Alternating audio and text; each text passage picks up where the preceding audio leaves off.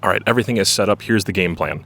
I'm going to use this Hunter's 3 to 12 by 44 first focal plane optic on my Pinty or Pinty, depending how you want to pronounce it, 22 air rifle. This is a PCP, pre-charged pneumatic. It is up to 250 bar rate now, and it should do pretty well. I have the buck rail device on the end here to help with any sound issues, and then I've taken the sleeve off so that I could install that buck rail device. The half by 20 is underneath for the threads, for those of you who are wondering.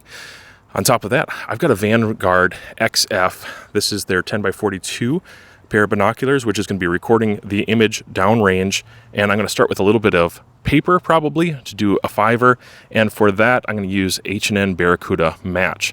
These are not the most expensive pellets, but they're also not the cheapest. I think they're a decent quality for what they represent. The groups look, adequate for me. I'm shooting at about 31 yards, so it's almost point blank in my opinion. This rifle is much more capable than what I'm going to show you, but this is what I have to offer right at this moment for this location. I have my chronograph sitting out, and we're going to get some chronograph numbers on top of that, so I think everything's ready to go. I'm going to shut up and hit record. Let's do a few groups. By the way, thank you to Alacritas Innovations. If you're shooting PCP, centerfire, rimfire, magnums, it doesn't matter what it is, you should check out Alacritas Innovations. They have a lot of cool extras. In fact, I think there's another extra I need to throw on this for a thumb rest. I just realized I have an extra thumb rest for one of these. And the rest in the rear, the stock rest, is fully adjustable, micro adjustable for gross movement and also micro movement. And you have a mariner's wheel, which is really useful when you're shooting PCPs and you're trying to get, really decent groups. Let's see if we can keep this one under an inch at 30 yards with those Barracudas.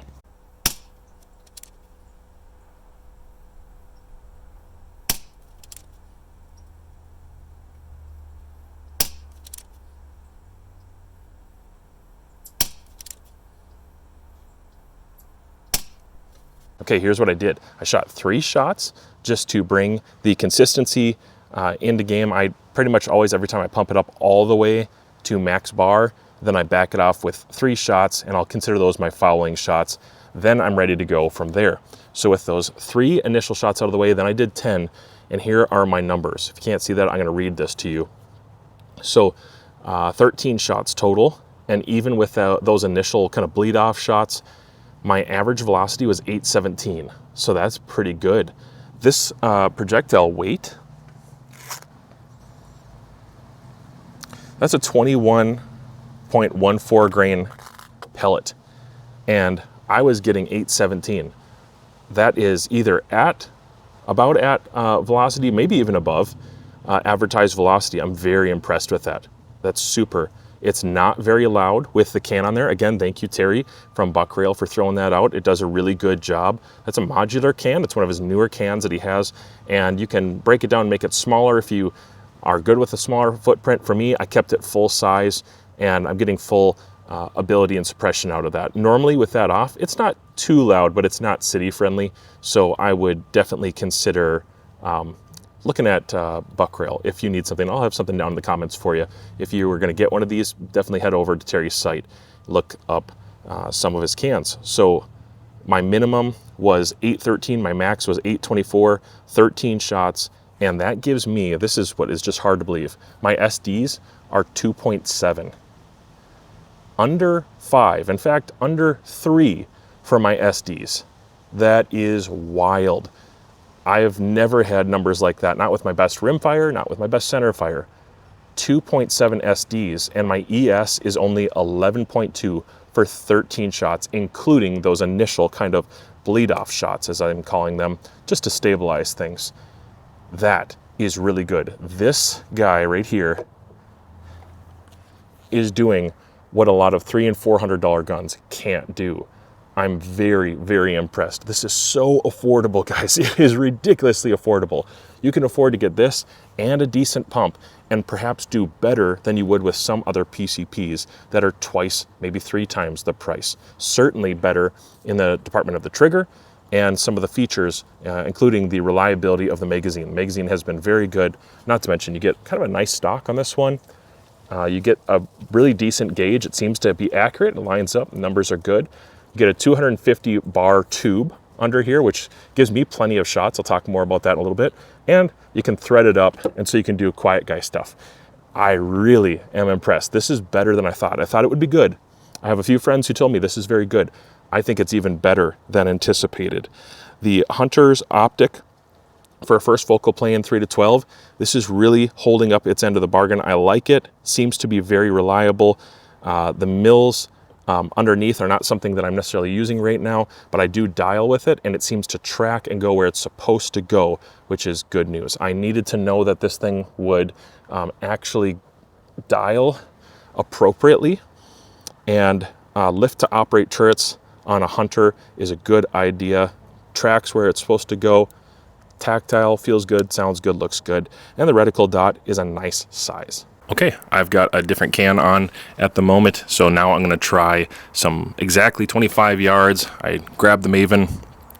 Really great rangefinder, by the way. The Maven RF1 7X, really great rangefinder. I'm exactly 25 yards, and I'm going to put a little bit on paper to re-zero this, and then I'll move over to steel, and we'll see what we can do with a KYL.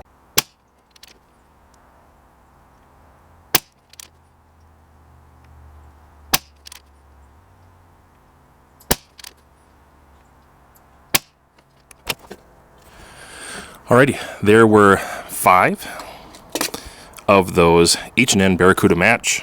Those are 21.14 grainers, and they may not be the most precise in this gun, but they still shoot pretty good, and they're fairly affordable compared to some other pellets. And so I choose to use those, and the grouping is a decent grouping. It's under an inch. I think with this particular can, it might change a little bit of the point of impact, and I'm going to just quick change that 0, and then we will move over to the KYL after correcting my 0. But otherwise, groups have been really stable out of this, and depending on what ammo I'm using, you can see about 1/2 inch to 1/4 inch groups a lot of times for 5-shotters after your initial first string, while everything settles down and you settle down. There's a whole bunch of information on here, but I'm going to be pretty quick and summarize it for you. Basically what I'm seeing is with different cans, it does affect trajectory, it affects group size, and some of the plastic threaded cans just don't seem to hold consistently. The metal threaded cans, standard cans, do work a lot better. From what I can tell, Terry's cans over at Buck Rail are kind of the best option so far. Some of my other cheaper cans just affect and deflect the trajectory a little bit. So whether it has the can on or off, the worst groups, even in the wind, are looking like about 1/2 inch at 25 yards. And when I take the can off with good ammo, I'm seeing 5-shot groups that look like that. That's with H&N, the 21 grain projectile. Surprisingly, so this was with the can on with the Crosman, not very good. I'm not sure exactly what was going on there other than wind, but I did play around with that more, and I think generally it was the can, because when I took it off, the Crosman can still group, I would say sufficiently, under an inch, about 1/2 inch at 25 yards. But if you're looking for that precision result, you're going to need a better can, like a full metal can, or no can at all. And then I'm seeing about an 1/8 inch center to center group. That's very, very tight, under 1/4 inch at 25 yards. That's really good performance at any price point with a 3 to 12 optic, mind you.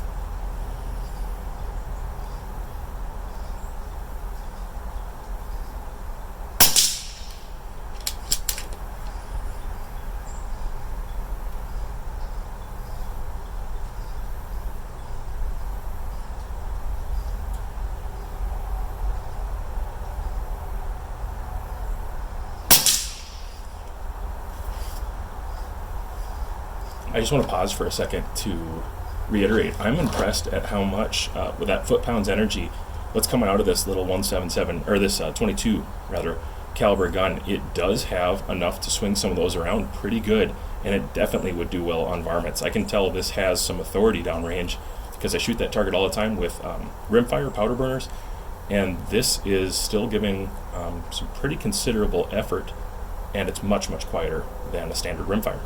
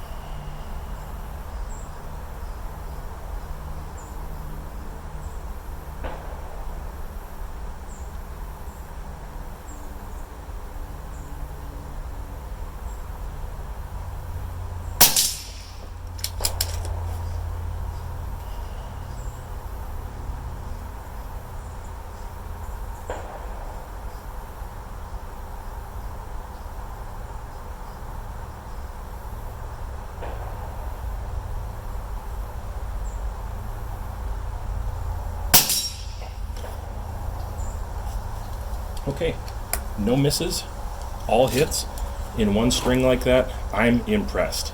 A lot of rimfires can do that with match ammo and a good trigger, and that's not super impressive at 25 yards. Usually 50 yards is when I would do that.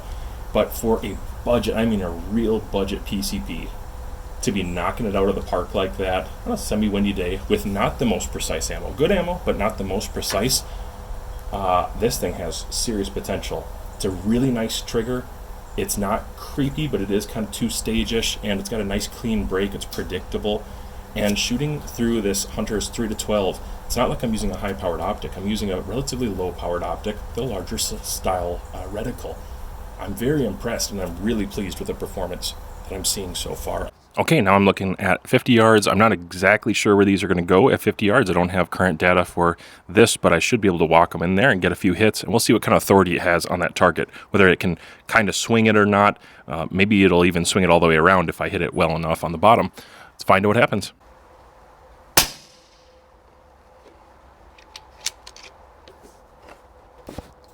That appeared to me a little bit low and left, and with that breeze, left makes sense. Now I kind of know what my hold needs to be.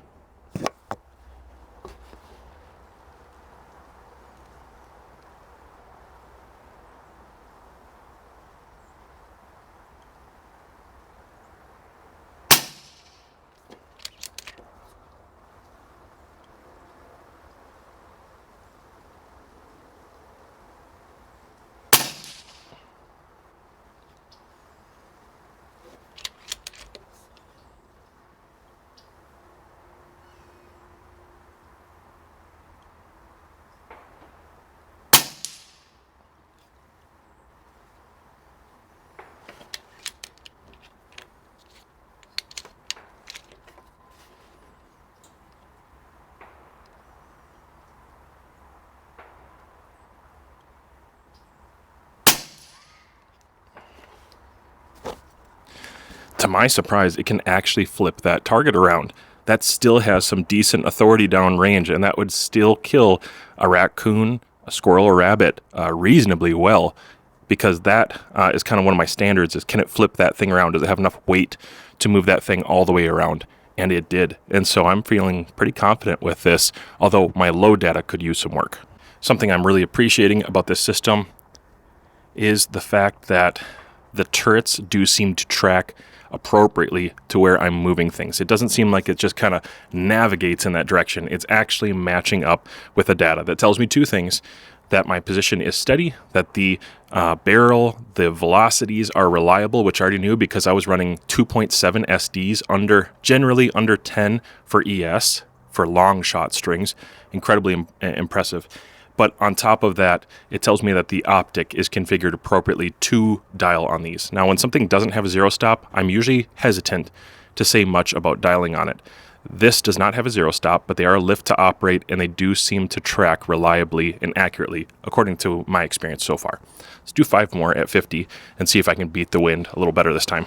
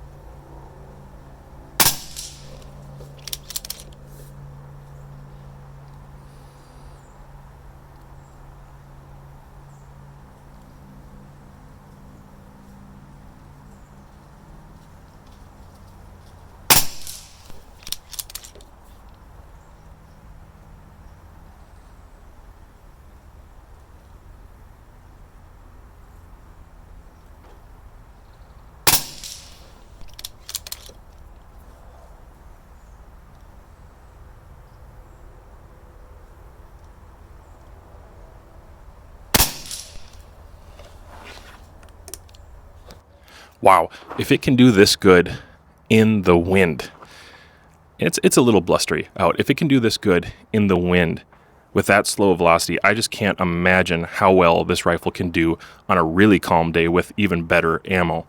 Optic is doing exactly what I need to. It's a nice, sharp, clean image down there at 50 yards, and then stretching out to 100, it still looks great. Out to a few hundred, it actually still looks very, very good. The image on this, not much for distortion or chromatic aberration. Reticle looks pretty clean and tight. Overall, I really don't have any complaints with the Optic. It's kind of a healthy surprise for me every once in a while to get shocked by something that's under $300 that is still a very capable optic, something I can recommend. I can recommend this optic if you're going to use it in similar ways to what I'm doing right now. Next, what I'm going to do is use the Quest B38 shooting sticks with another application, which would be PCP. PCP is a really great application for shooting sticks because I will hunt with this. It's an excellent hunting rifle, hunting optic especially. Shooting off the shooting sticks, I'm going to need a good stability factor, so I'm backing off my magnification down to 8. And I've got my Quest, or my Vanguard hunting bag with me that often comes with me. And one of the things I can do is to use this, an ultralight bag in the rear, and turn my sticks setup into basically a tripod. And change that a little bit, hit record and see what I can do.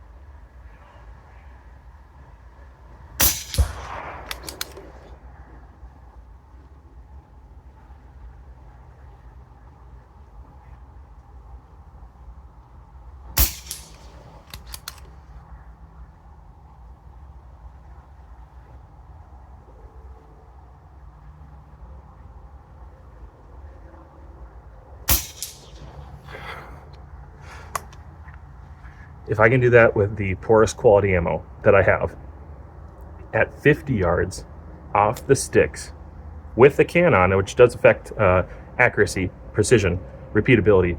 If I can do that with these few things, I certainly think you can. I'm gonna go ahead and take these away, see how I do with just the sticks. It's just incredible. It's incredible how well a pair of shooting sticks works with this PCP, which is very accurate, very consistent. And then of course the reticle and the optic. It's really optimized for a package together. This works pretty good.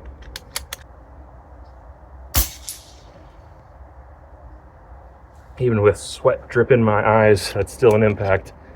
Okay, let's break down some of the features. Again, it is a 3-12 by 44. That means 3 power on the low end, which is an excellent low end, especially for hunting optic. 3 power for a scope is probably the most practical range for the area I live in, truthfully. And then you get a nice wide field of view, a great reticle that still contrasts. The reticle is usable at 3 power, which is, man, it's phenomenal. And then the throw up to 12 power is not bad. It's nice and smooth, doesn't require a lot of effort, but I appreciate that they threw in a removable cattail or magnification assist lever. It has a lot of texture to it. It's very aggressive, and I would prefer it this way. It's got kind of a flare to it, as well as cuts and striations in it, a little bit of pyramiding texture. It's actually a really well done device. I don't have a single scope that has this shape on it, but this shape is probably more functional than most of the scopes I've used. I like it a lot. And I've gone back and forth at least 100 times now, and it's not loosening up or kind of like sloppy. That's one concern I would have with some budget scopes, is sloppiness in the eyepiece or sloppiness in the magnification lever. This one doesn't have it, and it's not overly tight. Full range of magnification is usable. The reticle is usable at all magnifications, and the image stability seems to be good. I don't seem to have reticle shift or really bad tunneling. Eyebox is correct at about 3 inches all the way through the magnification. I did not have issues with eyebox on this scope, even though it's on a PCP and it doesn't have a very long stock. I just kind of push the optic forward compared to what I have done in the past. The lift to operate turrets seem to function well. They're fairly crisp. I'll take my microphone off so you can hear this.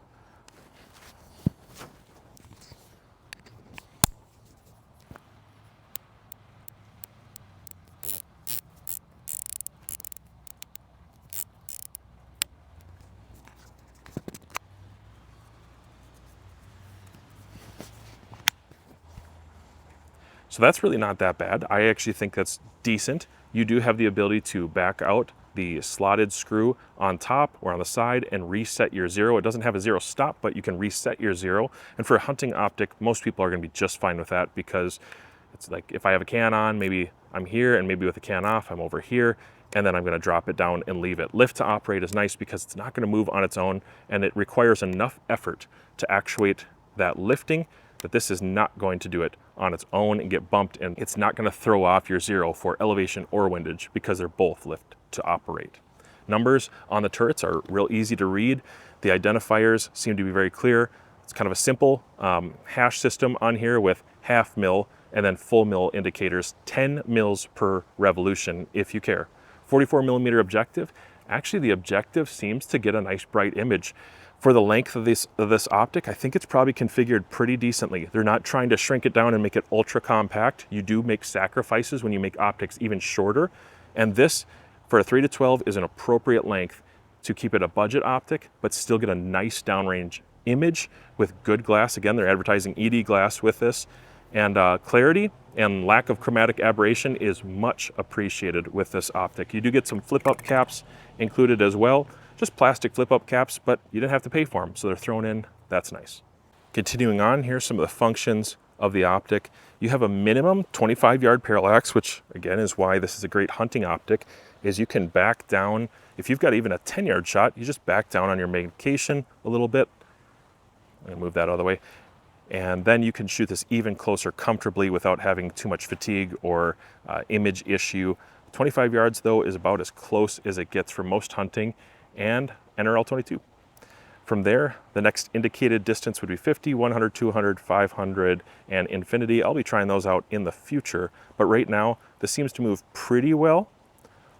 Minimal, really minimal resistance. I wouldn't say it's firm to move. It's not difficult, just takes a little bit of effort.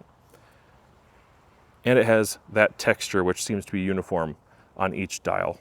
Good move there. You have a stepless illumination. I've already discussed that a little bit, probably at length, but 11 is daylight bright, and I appreciate the fact that I can really use it if I want to. Otherwise, I'm going to keep it on 0.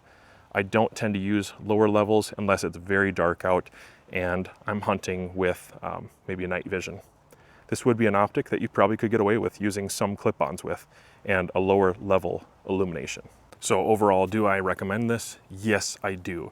Not just for somebody who's into budget gear, but somebody who wants a highly effective tool, nice, lightweight. I think the quality control is definitely there. I'm impressed at the performance and the design.